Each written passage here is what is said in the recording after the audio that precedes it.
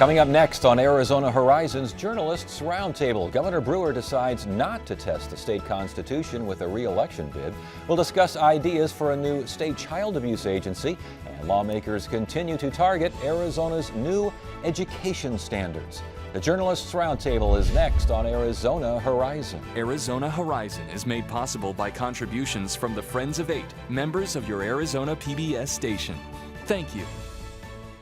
Good evening and welcome to Arizona Horizon's Journalists Roundtable. I'm Ted Simons. Joining us tonight, Mary Jo Pitzel of the Arizona Republic, Jeremy Duda of the Arizona Capital Times, and Mike Summix with the Phoenix Business Journal. Governor Brewer makes the rather curious announcement that she won't run for another term. Curious in that she's prohibited from serving another term. Mary Jo, what is going on here? I mean, how did all this talk get started? Let's go back to where. Well, it all got started by Jan Brewer, who wanted to, make it seem like she's still a very viable governor, which, by the way, probably is anyway. But the state constitution says that elected officials on the statewide level can serve 2 terms, and a term is defined as any part thereof. She inherited the seat from Janet Napolitano. She served 2 years and then had to run in her own right. That constituted 2 terms. Therefore, the Constitution says you're out. But Governor Brewer started to float the idea a year or 2 ago that, well, maybe she could go for a 3rd term, and sort of kept that one alive. And a lot of people bought into it, although I think it became a punchline. Well, I was going to say, did a lot of people buy into that? I don't think so at all. I mean, you always heard people say, well, she's doing this so people won't view her as a lame duck. But if that's what she was doing, I don't think it would work, because, I mean, you would have trouble finding a single person at the Capitol who thought there was a chance that she might still be here a year from now. You have, about 1,000 people running for governor right now. Not a single one of them waited for her to make her decision before they started launching their, big campaigns. So I don't think anybody really took this seriously. And this was quite the announcement out there. I mean, this was bands playing, sure. Kids there, friends hanging around. This is where she got her start, right? Or I think her sons went to that elementary school. And the media bought into it. Everybody there, everybody tweeted dutifully that she wasn't running. It was kind of her LBJ moment where she said she wasn't going to run. And I think this is something that she's been kind of a master at. She doesn't give a lot of media access, but she knows how to use the media. And she kind of cast it as she was leaving on her own terms and stuff. So from a media perspective, we all covered it. Everybody covered it. We're talking about it. Politically, legally, no, she didn't have a chance to challenge it. But it got her some attention. It got her attention nationally, too. And when she was out, did she take questions on anything? Was anything of more substance? I mean, was anything discussed? Yeah, it was cue the band, speech, and she was out of there. So she no question. She just made her speech. It was a lot of reminiscing. It was it was kind of a farewell address, even though she'll be around here for a while. Yeah. But this is the speech that she didn't give when she delivered her State of the State back in January. Typically, you would expect that in a governor's last year, and this is her last year. But she held off on that, tried to keep the drama going. And when I say that people bought into it, I meant that they sort of, everybody's like, yeah, they sort of played along with it. Yeah. They really, I agree with Jeremy, I don't think there was anybody that took this seriously, and nobody was surprised by this. Even at my hairdresser's salon, the night of the announcement, one of the hairdressers said, well, didn't she have to go? And it's like, yeah. And the idea of staying relevant and not being a lame duck and those sorts of things. I mean, she's still the caucus of one. I mean, she is still very relevant, sure. Regardless of what this. She didn't have to make this decision. I mean, she said her veto pen, and her stamp is at the ready. She's still going to work. But she's been running for office. She's been running for something for how many years? For decades, right? She's a professional politician. She's always been running. This is kind of new territory for her. So maybe this was kind of a vetting thing that she got this out of her system now, that she could say she's not running for something, because this lady has been running for different offices for 20, 30 years. So you're going to run for something else? You never know. I mean, we'll see if people draft her. The best way to become Arizona governor is to become Secretary of State. And so she knows that, so maybe she could put her hat in the ring for that down the All right, let's move on here. We got some information, Capital Times reporting on this, regarding the new child abuse agency, whatever it winds up being, the concept of oversight for that new agency. Talk to us about that.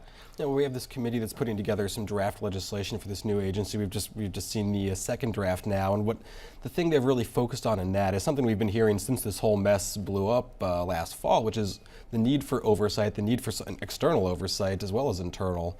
for people to be really looking over this agency's shoulder and kind of figuring out what they're doing. This would create a citizen oversight board that is going to, evaluate policies, kind of look at the way they're doing things, and then also an inspections bureau that'll have an external auditor. They'll do auditing at least once a year.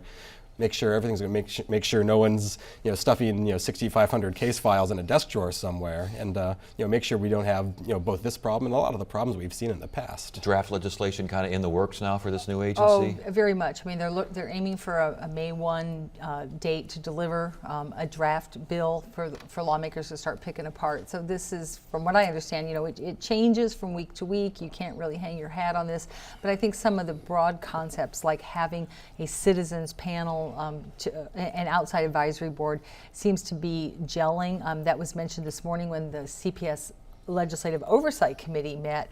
They're going to that committee is going to expire at the end of this year or next, but they want to keep going on. And Kate Brophy-McGee, one of its co-chairs, mentioned the need for a citizens advisory panel to keep an eye on CPS, consisting of people from the community, people who have experience, being foster parents, or maybe people who've been foster kids. And is this relatively both sides on board with any fighting on this? Anyone naysaying? Well, I think you see Biggs and some of the conservatives talk about price tag and scrutiny and top to bottom audits and things like that. You still see people saying, well, why aren't we looking at other states? Why aren't we doing that? What's the role of law enforcement in this? Do we kind of give them a little more power to investigate some of these things? What's the role of them in cooperating with CPS? And it's kind of frustrating because shouldn't they be doing these things already? You look back at what's going on, and shouldn't some of these safeguards like audits be there? We have an auditor general. We have the legislature has oversight. Some of that hasn't been there. So I don't know how much Monday morning quarterbacking is going to be going on, but I think people want to get something done, and I think they're moving towards that. Yeah, from what I understand, the working group itself, which is a fairly small group, mostly lawmakers and law enforcement and one or two community members, they aren't having big disagreements yet. But the test will be, they consider their bookends, their ideological bookends, to be Representative Eddie Farnsworth and Representative Debbie McCune Davis. Farnsworth a Republican and McCune Davis a Democrat.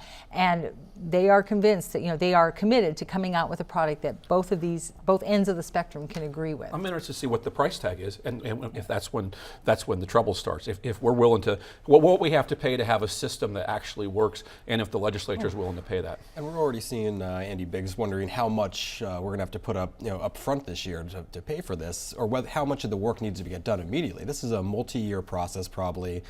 President Biggs is kind of emphasizing that and wondering, can we just get the infrastructure in place now and start figuring out more of the details as we go along, which would require probably less funding, but probably some flexibility in the funding too. Is there enough fussing and fighting in terms of possibilities here to make this a sticking point as the session goes on?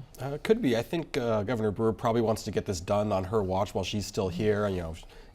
As we mentioned, of course, she'll be gone this time next year, and as the last big item on our agenda of a 6-year governorship, I think she very well might want to get that done on her watch. What's going to be interesting is all indications seem to be that at this point perhaps the state budget will be done before we've got a CPS bill. CPS might be segregated into a special session.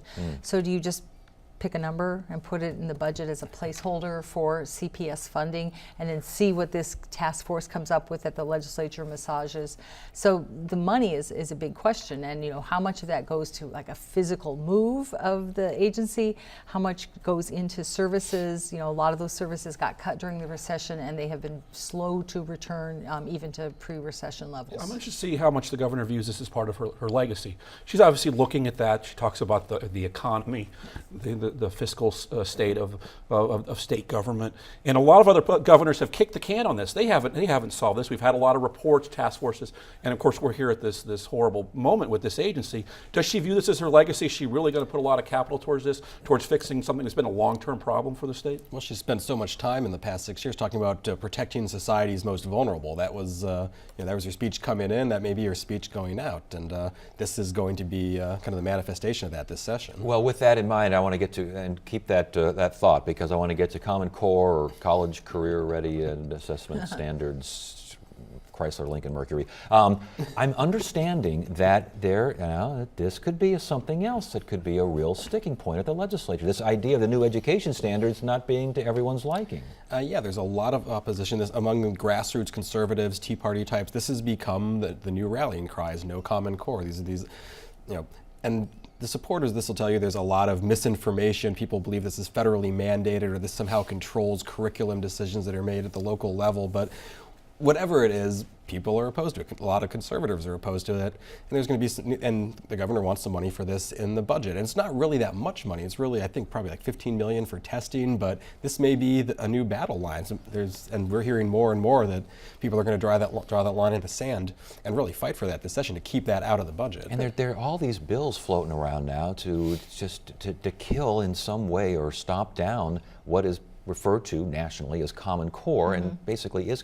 I mean, I know Andy Biggs is very, very dubious of this program. How far is he willing to go on this? Well, it depends on how far his caucus is. I mean, if you recall, 2 weeks ago, there was a bill to just kill off Common Core, or the educational program formerly known as Prince, as one lobbyist called it, because the name got changed last year. And that bill to kill it off was itself killed off by all the Democrats and some Republicans joining ranks with them to say no. Basically, the message was we're proceeding with Common Core. So if they're going to let that proceed, President Biggs might have his objections, but can he keep all of his Republicans voting, for these bills to sort of slow down or alter or modify Common Core? That remains to be seen. Well, I think nationally, conservatives see this as another Obamacare. They're nationalizing education. It's going to take it over. The national, I think Mary Jo mentioned this is the new Medicaid. The conservatives that kind of lost on Medicaid to the governor are maybe looking for a battle line somewhere. They got beat obviously on 1062, and the governor vetoed that. And maybe they're looking for a place to maybe stand up to her on something. And certainly the Tea Party and the folks with the pitchforks are for that. It's another split between the business side of the party. The chambers are really for this. They think it's about competitiveness versus the Tea Party folks. And don't forget, this is an election year, and you got to have something to take back to the base to say that you fought for at the legislature. And if you've got an objection to these education standards, which frankly were adopted 4 years ago, and we've not really heard much fuss about them until last year, this would be a good thing to take out on the campaign trail. Well, like you mentioned, this is kind of bringing back some of those fault lines on the business community versus Tea Party, and that very well might come up during the elections too. The business community is very strongly behind this, very strongly fighting these bills to undermine Common Core, and this may, along with Medicaid at the local level, this may be one of their big issues for the year too. This may be something they use to determine who they're going to support, because you're seeing, especially among the gubernatorial candidates, a lot of different positions. Some folks like Al Melvin, Christine Jones are dead set against it. Scott Smith's in favor of keeping them. Ken Bennett, Doug Ducey don't like them but aren't sure if they would get rid of them. So, this is an issue that's probably going to develop more, especially when the grassroots are asking these candidates about it. But to Mary Jo's point, it's kind of interesting. Is this the kind of thing where perhaps leadership says, let them run, let them do what they got to do? The governor's going to veto it anyway. Give them some points to go back home with, and we'll move on. Well, sure, you could let those bills go, and once they get up to the ninth floor, of course, they're going to get vetoed. The governor has been very supportive of Common Core, but if you start fighting it in the budget and make that a sticking point that really holds things up, then things get a little stickier. Yeah. All right. How much? I don't want to go back. It's so difficult to go back to 1062. I thought it was so far back in the rearview mirror. But you guys are writing, and other folks as well. Did the governor's office help write SB 1062? Do we know how much input the governor's office had to the bill that she wound up vetoing? Well, emails that were released by her office show that they did have input. I wouldn't say they wrote it. The Center for Arizona Policy came to the ninth floor with this bill, which she had vetoed a version of that last year. And they said, look, we want to talk to you about this, because they want the bill to pass. This is not uncommon, at the legislature. So you try to engage the chief executive and see what you can do to make it more palatable. But a lot of people say, just because they talk with you and maybe work with you, suggest, ask questions, and you alter your language, is not to imply, support or opposition. They're just sort of trying to work the bill. I think if you talk to some of the conservatives down there that voted for it, they felt like they didn't get a stop sign or a red light on this, and so it got sent up there. And I don't think any of them expected the firestorm. I think they were all caught off guard by that, including the governor's office. Yeah. I don't think she wanted to see that bill as the first bill, like she said, with all CPS and all the stuff going on. But I don't think they felt that the governor said, "Don't send this to us," and so that's why it kind of moved forward, and then everything exploded kind of in their face. It sounds like Kathy Herod said that this bill was fully vetted by the governor's office. I mean, clearly it was vetted somewhat, and even changes were made to make it, like I said, more palatable. And they presented that as not necessarily a sign that she would sign or veto it, but if her office is that engaged on a bill, I mean, that's definitely sending a sign. They don't do that with everyone, and I don't know if that says more about how seriously she was looking at the bill or how much access the Center for Arizona Policy has. But you talk to legislators down there, especially whose bills get vetoed, and they'll say, well, I never got a chance to sit down with them and talk with them about this. If they could have given me some input and tell me what their issues were, things would be a lot different. Okay, all right. I just trying to figure out how much input was there, especially, and she still has not commented on the veto at all, has she? No, she didn't take questions after her big announcement the other day, so we didn't get a chance to ask her about it then. All right, let's move on. Suit filed against the same-sex marriage ban. This, again, laws in Arizona against same-sex marriage and the law defining marriage, the 2008 voter approved. Is this kind of an academic exercise considering so many other states have cases in the pipeline, the court pipeline here? What do we know about all this? Yeah, it's similar to all the challenges, Texas, Utah, all these other states where it's a due process, equal protection argument from same-sex couples.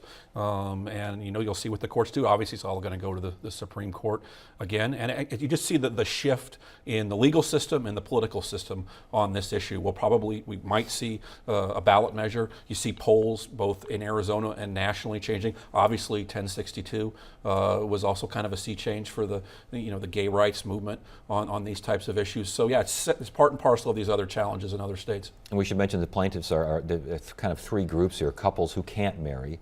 The second group is couples who are married in other states but don't have the same situation and rights and benefits here. And I guess there was a woman whose partner died and she was not allowed the same rights and afforded the same privileges she would have been if the marriage had been recognized. What does this do to perhaps an initiative coming up in 2016? Hard to say. I mean, it's hard to say even what it does to the legal challenge, because we've already saw another lawsuit a few months ago. And in terms of the initiative, what this might do is make it unnecessary. You can't predict what a district court's going to do, but every other state where this has come up in the last 6 months or so, the court has struck down these gay marriage bans, and there's more and more and more happening, it seems like on a weekly basis now. And one of these cases is going to end up before the U.S. Supreme Court well before our cases here finish going through it. And it's hard to say how long that happens. The wheels of justice move slowly, especially once you start getting up that high.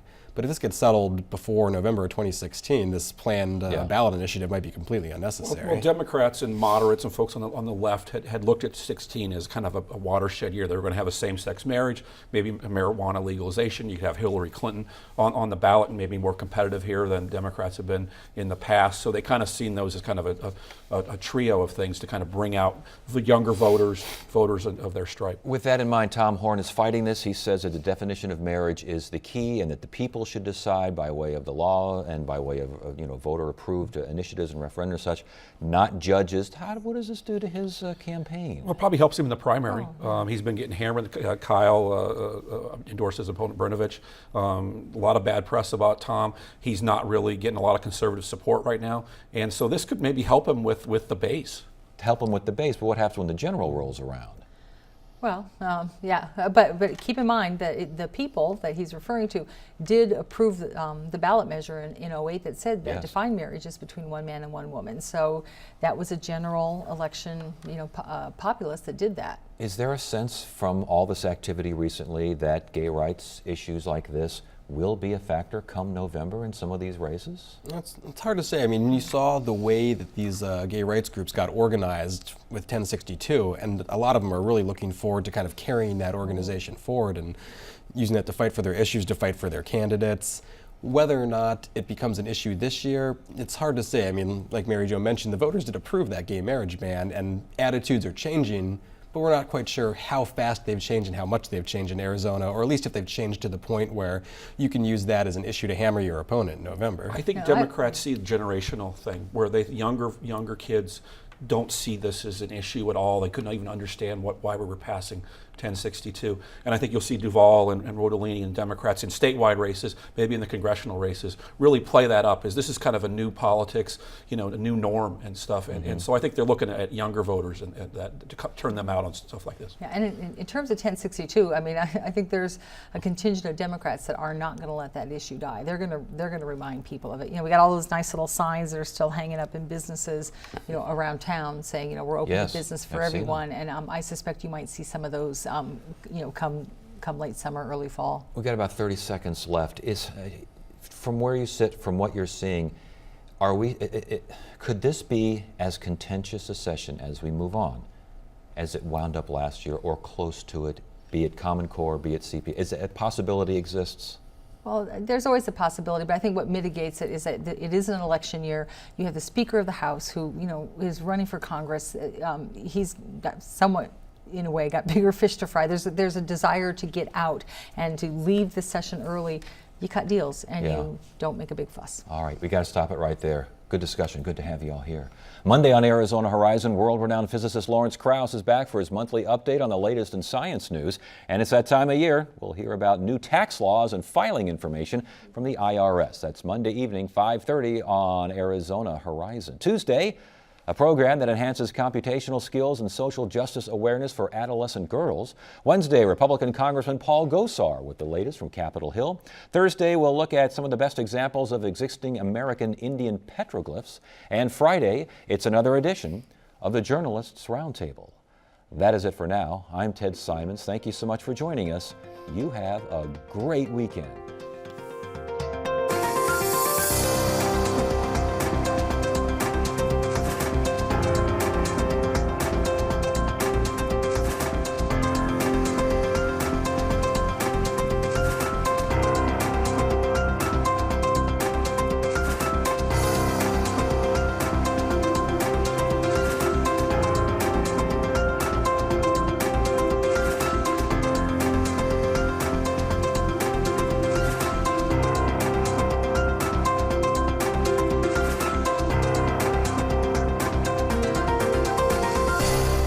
Arizona Horizon is made possible by contributions from the Friends of Eight, members of your Arizona PBS station. Thank you.